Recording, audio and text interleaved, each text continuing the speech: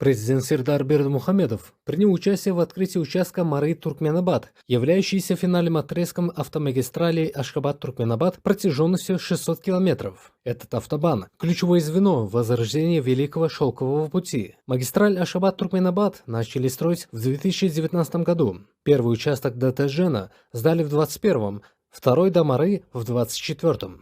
Сегодня президент Сердар Бердымухамедов официально открыл финальный отрезок пути, который выводит транспортные потоки к границе с Узбекистаном. Трасса соответствует высшей категории.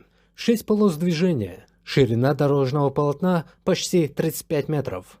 Проект уникален тем, что его полностью реализовали члены Союза промышленников и предпринимателей Туркменистана. Качество работ подтверждено мировым экспертным сообществом. Прямо на церемонии открытия представители французской компании GEA и китайской Shandong Jiangfeng вручили туркменской стороне пакет международных сертификатов.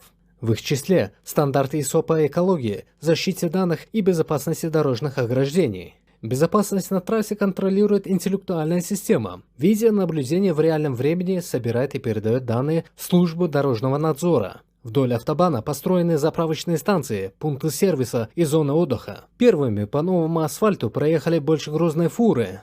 Магистраль станет частью транзитных коридоров Восток-Запад и Север-Юг. Но нашлось место и для национального колорита. По только что открытой дороге проследовал праздничный свадебный кортеж. Открытие трассы совпало с началом объявленного ООН десятилетия устойчивого транспорта. Для Туркменистана, который инициировал этот документ, запуск такого объекта – конкретный шаг в интеграции страны в глобальную логистическую систему.